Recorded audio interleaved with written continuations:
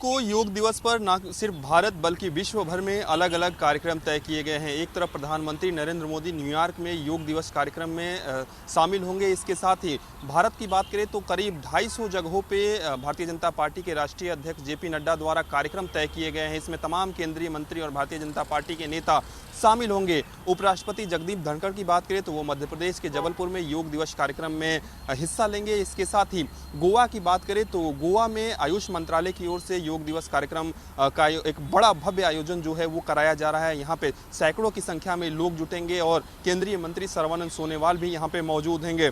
इसके साथ ही दिल्ली में केंद्रीय गृह मंत्री अमित शाह मौजूद होंगे और योग दिवस के कार्यक्रम में हिस्सा लेंगे। इसके साथ ही तमाम जो केंद्रीय मंत्री हैं उनके अलग अलग जो कार्यक्रम हैं वो तय किए गए हैं। कोच्चि की बात करें तो रक्षा मंत्री राजनाथ सिंह वहां पे जाएंगे और योग दिवस कार्यक्रम में हिस्सा लेंगे। करीब 250 जगहों पे इस तरीके के कार्यक्रम के आयोजन कराए जाएंगे। इसके साथ ही तमाम भारतीय जनता पार्टी के जो कार्यकर्ता हैं वो भी अलग अलग जगहों पे योग दिवस कार्यक्रम में हिस्सा लेंगे और देश के अलग अलग इलाकों में पूरी तरीके से जो तैयारियां हैं वो कहीं ना कहीं अभी से शुरू कर दी गई है। पोस्टर बैनर लगाने शुरू कर दिए गए हैं। तो निश्चित रूप से पूरा देश नहीं बल्कि दुनिया योग में भारत का एक बहुत ही महत्वपूर्ण योगदान रहा है, इस बात को बखूबी जानता है और इसी कड़ी में कहीं ना कहीं योग दिवस को भव्य रूप से मनाने की तैयारी चल रही है। यूपी में 2024 के लोकसभा चुनाव से पहले बड़ी पार्टियों की नजर छोटी पार्टियों पर है, जिसमें वो चाहे सुहेलदेव भारतीय समाज पार्टी हो या उत्तर प्रदेश की दूसरे क्षेत्रीय दल, जिनको लेकर भारतीय जनता पार्टी और साथ ही उत्तर प्रदेश की सबसे बड़ी विपक्षी पार्टी समाजवादी पार्टी लगातार मैदान में हो और एक कोशिश भी लगातार जारी है कि कैसे भारतीय जनता पार्टी या फिर समाजवादी पार्टी के खेमे में वो खड़ी हो सके, जिसको लेकर कल सुहेलदेव भारतीय समाज पार्टी के राष्ट्रीय अध्यक्ष ओम प्रकाश राजभर ने सर्किट हाउस वाराणसी में मुख्यमंत्री योगी आदित्यनाथ से मुलाकात की और कई बातों को लेकर उस पर चर्चा भी हुई। हालांकि ओम प्रकाश राजभर का कहना है उनकी मुलाकात नहीं हुई, हालांकि वो सर्किट हाउस में रात भर रुके जरूर, लेकिन कहीं ना कहीं 2024 से पहले लगातार कोशिशें चाहे वो भारतीय जनता पार्टी हो या समाजवादी पार्टी हो उसकी जारी है कि छोटे क्षेत्रीय दलों को साथ लिया जाए ताकि 2024 में बेहतर परफॉर्म किया जा सके। उत्तर प्रदेश सरकार में ऊर्जा मंत्री ए.के. शर्मा एकाएक मध्यांचल विद्युत वितरण निगम के कार्यालय में औचक निरीक्षण के लिए पहुंचते हैं, लेकिन औचक निरीक्षण उसी समय फेल हो जाता है जब कर्मचारी जो दफ्तर से फरार चल रहे थे, लेकिन जब ये खबर बीच में वायरल हुई कि ए.के. शर्मा निरीक्षण करने पहुंच सकते हैं, उसी बीच सारे कर्मचारी अपने अपने कुर्सियों पर जा पहुंचे। फिर क्या था कि निरीक्षण फेल हुआ और मंत्री जी ने बैठक कर ली। बैठक की गई कि उत्तर प्रदेश में बड़े पैमाने पर बिजली की आपूर्ति कराई जाए ताकि जनता को हो रही असुविधा को खत्म किया जाए। साथ ही साथ मातहतों को निर्देश भी जारी किए गए कि जिन गरीब परिवारों के ग्रामीण इलाकों में कनेक्शन काटे गए हैं उनसे 100 रुपये जमा कराकर उनका कनेक्शन जोड़ा जाने के निर्देश भी दिए गए हैं। अब देखना होगा कि ए.के. शर्मा की आज हुई बैठक के बाद मध्यांचल विद्युत वितरण निगम के कर्मचारी कब तक एक्शन लेते हैं। मोदी सरकार के 9 साल पूरे होने पर भारतीय जनता पार्टी के शहर विधायक आकाश कुमार सक्सेना ने एक कार्यक्रम में बताया कि मोदी सरकार सफल सरकारों में रही है और उसके 9 साल बाकी में बेमिसाल रहे हैं। 157 करोड़ रुपए की जो पेयजल योजना थी, जो सीवर योजना थी, उसमें आजम खान ने उसमें गड़बड़ी की है, जो ब्लॉक हो चुकी है लाइनें, उनकी जांच चल रही है और उनके खिलाफ कार्रवाई होगी। ये सब बातें आकाश कुमार सक्सेना ने प्रेस कॉन्फ्रेंस के दौरान कही और उन्होंने कहा कि केंद्र की सरकार और राज्य की सरकारें दोनों मिलकर काम कर रहे हैं और विकास की नैया बहा रहे हैं। आने वाले समय में 2024 की जो रूपरेखा है उसकी तैयारी में उन्होंने कहा कि जिस तरह से भारतीय जनता पार्टी की दोनों सरकारों ने विकास कराया है, बिना भेदभाव के लोगों तक राशन पहुंचाया है, इसके अलावा भी और बहुत सारे काम किए हैं। इसको देखते हुए जनता 2024 में फिर से भारतीय जनता पार्टी की सरकार लाएगी, मोदी जी को दोबारा से प्रधानमंत्री बनाएगी। मोदी सरकार। शिवपाल सिंह यादव ने अपने विधानसभा क्षेत्र जसवंत नगर में किया भगवान श्री राम की मूर्ति का अनावरण के बाद शिवपाल सिंह यादव ने कहा कि भगवान श्री राम अत्याचारियों का सर्वनाश करें। इस दौरान सरकार पर भी निशाना साधते हुए उन्होंने कहा कि जनता महंगाई, भ्रष्टाचार और महंगी बिजली से परेशान है। अगर बिजली व्यवस्था की सही नहीं हुई तो समाजवादी पार्टी आंदोलन करेगी। उन्होंने आगामी चुनाव को लेकर भी कहा कि सभी सेकुलर पार्टी एक होकर बीजेपी को हराने का भी काम करेंगी। जब आजमगढ़ से चुनाव लड़ने को लेकर उनसे प्रश्न किया गया तो उन्होंने कहा कि पार्टी नेतृत्व जो फैसला लेगा उस वो स्वीकार होगा। कल उप मुख्यमंत्री केशव प्रसाद मौर्य मऊ दौरे पे होंगे। मऊ के कोपागंज बापू इंटर कॉलेज मैदान में एक बड़ी जनसभा का आयोजन किया गया है, जिसमें बीजेपी के बड़े बड़े पदाधिकारी और कार्यकर्ता भाग लेंगे। जनसभा के संबोधन के बाद डिप्टी सीएम निर्माणाधीन विकासशील परियोजनाओं का निरीक्षण करेंगे। तदुपरांत जनपद में कार्यकर्ताओं की समस्या से रूबरू होकर के उनसे मिलेंगे। कल उत्तराखंड के कैबिनेट मंत्री सतपाल महाराज ने चारधाम यात्रा पर आ रहे लोगों से अपील की है कि आने वाले समय में चक्रवाती तूफान का असर उत्तराखंड के मौसम पर पड़ सकता है, लिहाजा चारधाम यात्रा करते समय सावधानी बरतें और मौसम के अलर्ट को देखते हुए ही यात्रा का प्लान बनाएं। कैबिनेट मंत्री सतपाल महाराज ने अपील की है कि यात्रियों की सेहत और सुरक्षा के लिए राज्य सरकार गंभीर है, परंतु यात्रियों को भी इस अलर्ट पर ध्यान देने की जरूरत है क्योंकि मौसम बिगड़ने के आसार हो सकते हैं। कानपुर की गोविंद नगर थाना पुलिस के हाथ बड़ी सफलता लगी, जहां पुलिस ने सपा नेता और पूर्व ब्लॉक प्रमुख को दुष्कर्म के मामले में इंद्रप्रस्थ अपार्टमेंट से गिरफ्तार कर लिया। आपको बताते चले कि पूरा मामला कानपुर के गोविंद नगर थाना क्षेत्र इलाके में स्थित रतनलाल नगर इलाके का है, जहां रहने वाले सपा नेता और पूर्व ब्लॉक प्रमुख इंद्रपाल यादव के ऊपर एक महिला ने दुष्कर्म का आरोप लगाया था और इस पूरे मामले पर गोविंद नगर थाने में तहरीर देकर मुकदमा पंजीकृत कराया था। घटना के कई दिनों से पुलिस इंद्रपाल यादव की तलाश कर रही थी, मगर देर रात पुलिस को मुखबिर की सूचना लगी कि इंद्रपाल अपार्टमेंट में मौजूद है, जिसके बाद पुलिस ने छापेमारी करते हुए उन्हें धर दबोचा।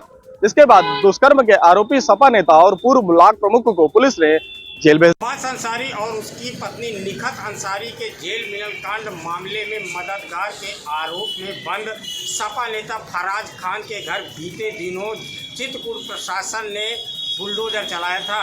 इस मामले को लेकर के समाजवादी पार्टी के राष्ट्रीय अध्यक्ष अखिलेश यादव के निर्देशानुसार 6 विधायक सहित 7 सदस्यीय प्रतिनिधि मंडल आज सपा नेता फराज खान के घर जाकर के उसके परिजनों से मुलाकात की है। इस दौरान सपा विधायक मनोज पांडे ने चित्रकूट विकास प्राधिकरण व जिला प्रशासन पर आरोप लगाया है कि पूरी तरह से ईसाद्वेष की भावना से फराज खान के घर पर बुलडोजर चलाया गया है। जहां पर फराज खान का घर है उसके आसपास सभी घर उसी के बराबरी से बने हुए हैं, लेकिन विकास प्राधिकरण और जिला प्रशासन ने ईसाद्वेष व जाति मजहब के नाम पर सपा नेता फराज खान के घर पर बुलडोजर चलाया है। साथ ही साथ सपा विधायक मनोज पांडे ने यह जवाब मांगा है चित्रकूट प्रशासन से कि आखिर किस आधार पर सपा नेता फराज खान के घर पर बुलडोजर चला है। साथ ही साथ मनोज पांडे ने कहा है कि यदि चित्रकूट प्रशासन इसका जवाब नहीं देता है तो विधानसभा में इसका जवाब हम मांग लेंगे। के बुलंदशहर में उस टाइम हड़कंप मच गया, जहां सिकंदराबाद की औद्योगिक क्षेत्र के गांव सिवाला में एक युवक बदायूं क्षेत्र का रहने वाला अपनी पत्नी की हत्या कर बंद कमरे में फरार हो गया। जहां रीता की शादी 5 साल पहले हुई थी, 2 बच्चों को लेकर मौके से फरार हो गया। रीता को बंद कमरे में मौके से फरार हो गया पति। पुलिस फोरेंसिक टीम मौके पर पहुंची है, घटना की जानकारी ले रही है। हालांकि आपको बता दें कि रीता का पति बदायूं क्षेत्र का है और बुलंदशहर की सिकंदराबाद औद्योगिक में एक कंपनी में काम करता था। देर रात को लेकर विवाद बताया जा रहा है। विवाद इतना हो गया, दोनों ही पति पत्नी में गहरा विवाद हो गया, जहां पति ने पत्नी को मौत के घाट उतार कर 2 बच्चों को लेकर फरार हो गया। हालांकि पूरे मामले को देखा जाए पुलिस मौके पर पहुंची है, घटना के फोरेंसिक टीम मौके पर है और उनकी टीम घटना की जानकारी जुटा रही है, साक्ष्य जुटा रही है। अब देखना होगा कि पंचनामा की कार्रवाई कर रीता को पोस्टमार्टम हाउस बुलंदशहर भेज दिया है। हालांकि पूरे मामले को देखा जाए पुलिस उसके पति को गिरफ्तारी के लिए 2 टीम गठित की है, शीघ्र गिरफ्तारी करने का दावा किया जा रहा है। ये पूरा मामला जनपद बुलंदशहर के सिकंदराबाद कोतवाली क्षेत्र के सिवाला गांव का बताया जा रहा है। ज़मीनी विवाद निकलकर लगातार सामने आ रहे हैं और जिला प्रशासन इस पर गंभीर नहीं होता, लेकिन जब ये छोटे छोटे मामले बड़ी घटना का रूप लेते हैं तब जिला प्रशासन जागता है और कार्रवाई करने के लिए आतुर दिखाई पड़ता है। लेकिन ताज़ा मामला रायबरेली के मिल एरिया थाना क्षेत्र के संदी राम का बताया जा रहा है, जहां के रहने वाले संतोष ने अपने पारिवारिक ज़मीनी विवाद को जो कि कोर्ट में विचाराधीन है, लेकिन कोर्ट की अवहेलना कर विपक्षी गण उस पर लगातार कब्जा कर रहे हैं, जिसकी शिकायत लेकर वो थाने से लेकर जिला प्रशासन तक के चक्कर लगा रहा है, लेकिन उसको न्याय नहीं मिल पा रहा है। फिलहाल जिलाधिकारी और पुलिस अधीक्षक से न्याय की गुहार लगाने के बाद उसको आश्वस्त जरूर किया गया है कि ये मामला संज्ञान में आया है, कार्रवाई की जाएगी। अब देखना ये होगा कि इस पर आखिर कार्रवाई क्या होती है। आगरा में लगातार टोरेंट द्वारा लोगों को प्रताड़ित किया जा रहा है। मामला थाना ताजगंज क्षेत्र का था, जहां पर पीड़ित व्यापारी को टोरेंट द्वारा अतिरिक्त रीडिंग दी गई। उसके बाद पीड़ित व्यापारी के होश उड़ गए। पीड़ित व्यापारी का कहना है कि लगातार महीने में 1500 से 2000 रुपये महीने का बिल आता था, उसको टोरेंट द्वारा 7316 रुपये का बिल देकर उसके हाथ में थमा दिया। उस पीड़ित व्यापारी ने हालांकि टोरेंट में जाकर कई बार अधिकारियों के चक्कर लगाए, लेकिन टोरेंट द्वारा उसकी कोई बात सुनने के लिए तैयार नहीं है। वहीं टोरेंट ने इस बात को भी स्वीकार किया है कि पीड़ित व्यापारी पर अतिरिक्त रीडिंग गई है, उसका समाधान करने की बात जरूर कही है, लेकिन अभी तक पीड़ित व्यापारी का कोई भी समाधान टोरेंट द्वारा नहीं निकाला गया है। समझा जा सकता है कि टोरेंट लगातार लोगों को अतिरिक्त बिजली के बिल या थेफ्ट के मामले को लेकर लगातार प्रताड़ित करती है। इसको लेकर लोग आए दिन टोरेंट की समस्या से जूझते दिखाई देते हैं।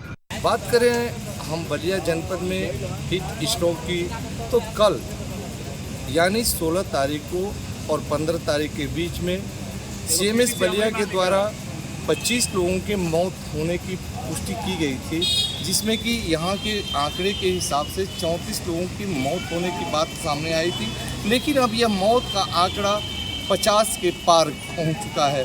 अभी भी यहाँ की स्थिति वैसी ही बनी है। आपको एक दृश्य में दिखा सकता हूँ कि यहाँ पर जो स्थिति बनी है कि लोगों की संख्या कम है, बाहर लोग कम निकल रहे हैं, लेकिन जो भी पेशेंट यहाँ आए हैं तो उसमें एक ही बात सामने आ रही है कि उल्टी सांस चलते हुए लोग आ रहे हैं और यहाँ दम तोड़ रहे हैं।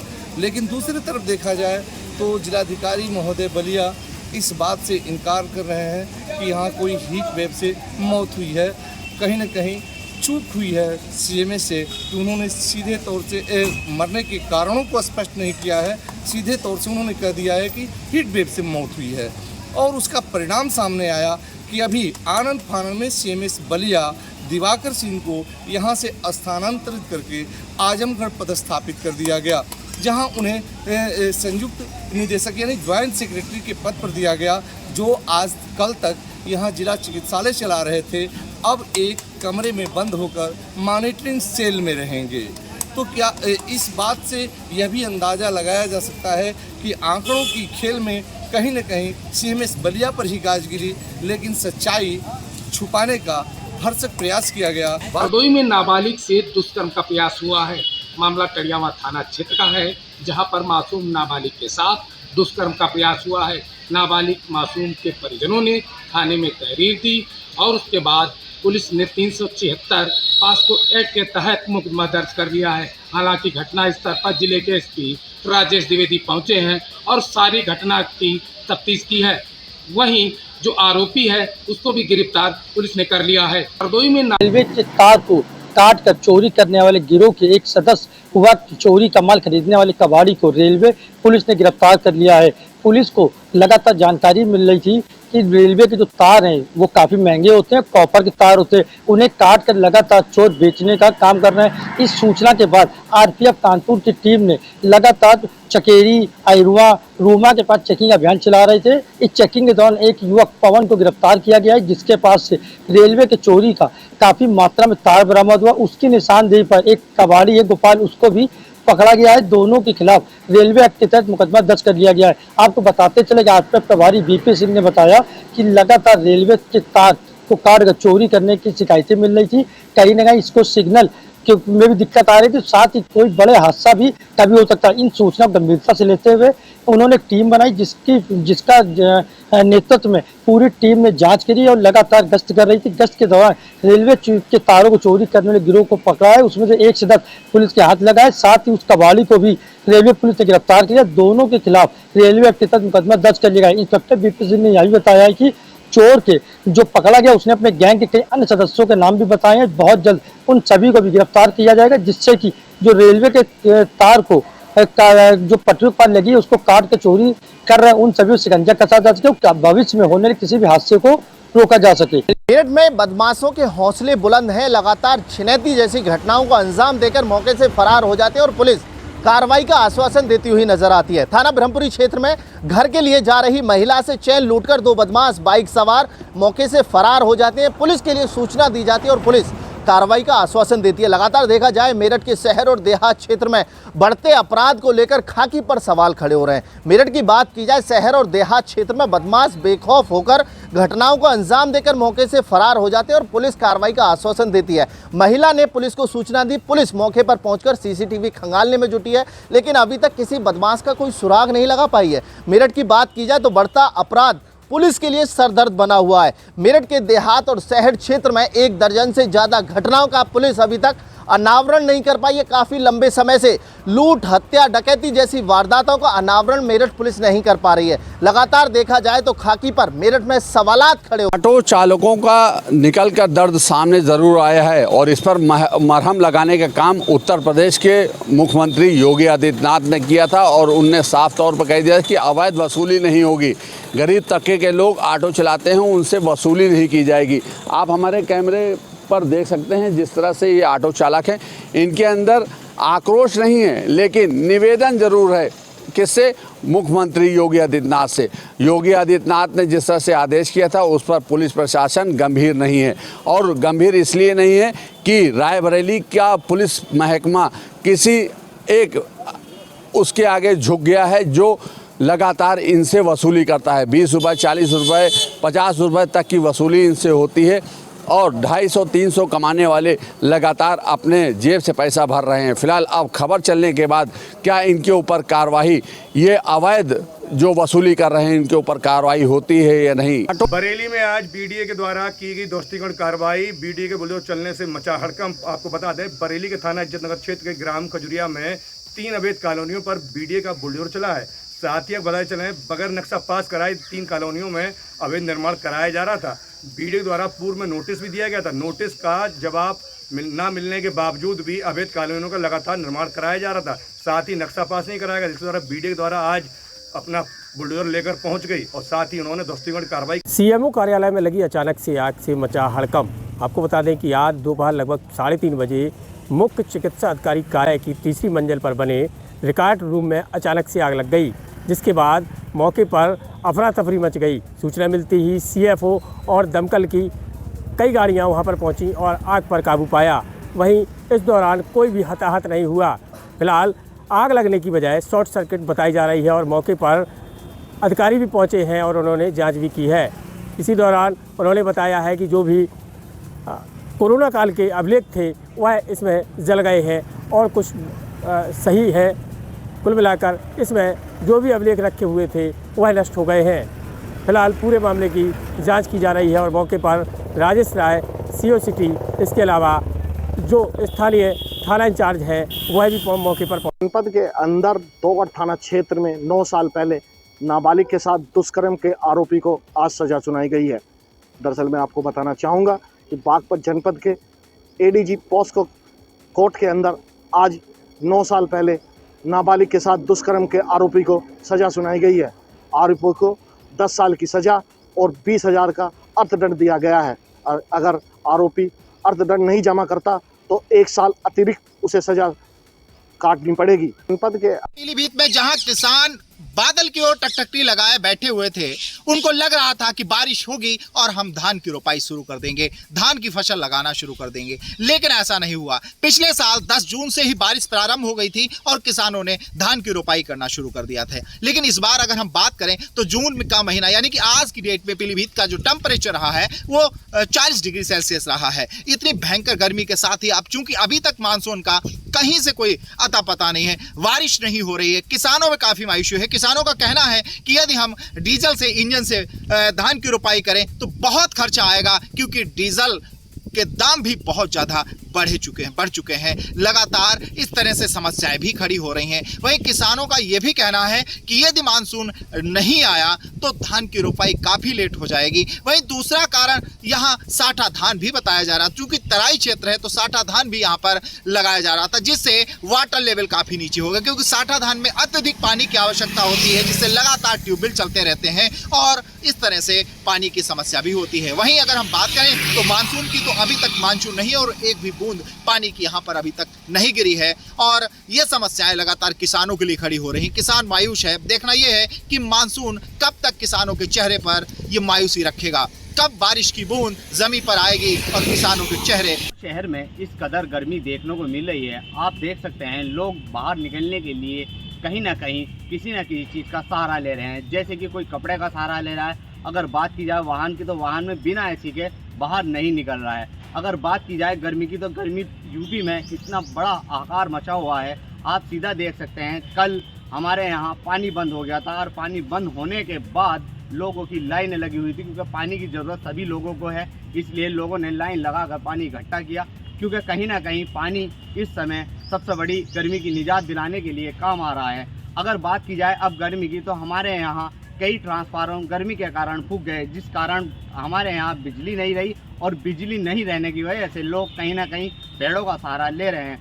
आप सीधा देख सकते हैं, मैं आपको वीडियो में दिखा सकता हूँ, लोग किस कदर कम निकल रहे हैं, सड़कों पर कम दिखाई दे रहे हैं। इसका मुख्य कारण गर्मी है और गर्मी की आफत इस कदर देखने को मिली है, तो कहीं ना कहीं प्रशासन को एक तो पानी का इंतजाम ठंडा का करना चाहिए और कहीं ना कहीं लाइट को ज़्यादा से ज़्यादा दी जाए, जिससे कि लोगों को गर्मी की आफत ना झेलनी पड़े। शहर में इस कदर गर्मी देखने को मिल रही है। आप देख सकते हैं लोग बाहर निकलने के लिए कहीं ना कहीं किसी